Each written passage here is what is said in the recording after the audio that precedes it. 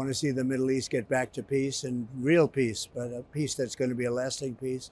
And that's going to happen. I feel really, truly confident it's going to happen, and I believe it's going to happen soon. And we'll see what happens with the election. I think the election is going to make a big difference. But I was respected over there, and great relationships with so many, including your friend and my friend. But we have great relationships, and we're going to get it done, and it's going to get done properly.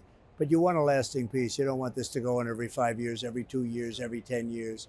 You want to have a lasting peace, and we're going to get that done. You know, it's so sad to think that if I were president, that war would have never started. You wouldn't have all those dead people, all those, just demolished cities and areas. You wouldn't have had October 7th. That's the most important. You wouldn't have had that. And all of the destruction and the hatred and everything else that followed October 7th. You wouldn't have had Russia attacking Ukraine. You wouldn't have had inflation, frankly, and you wouldn't have had the most embarrassing moment in the history of our country, in my opinion. You wouldn't have had the Taliban and Afghanistan and all of the things that are happening over there. So that moment in history was really one of the most embarrassing moments we've ever had. We would have had 12 to 15 countries within a period of, literally within a period of a year, I think, at the most. They have none. They added none. And everybody respects it. They respect it so much. But look, the framework is there. All they have to do is be inserted. And that'll happen very quickly.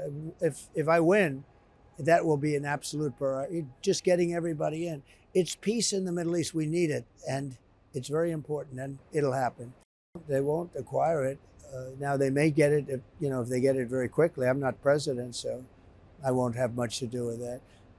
And I have respect for Iran. I have respect for the people. I know a lot of Iranian people. They're very smart, actually great negotiators, great business people. They're great people. They're very warm people. As a country, I wanted to do great. Now it's, in its own way, it's probably in danger, maybe more so than they would have thought a month ago, right, with what's happening.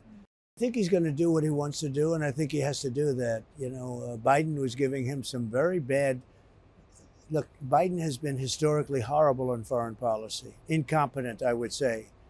What you do is anything he says, do the opposite, and you'll be brilliant if you do the opposite.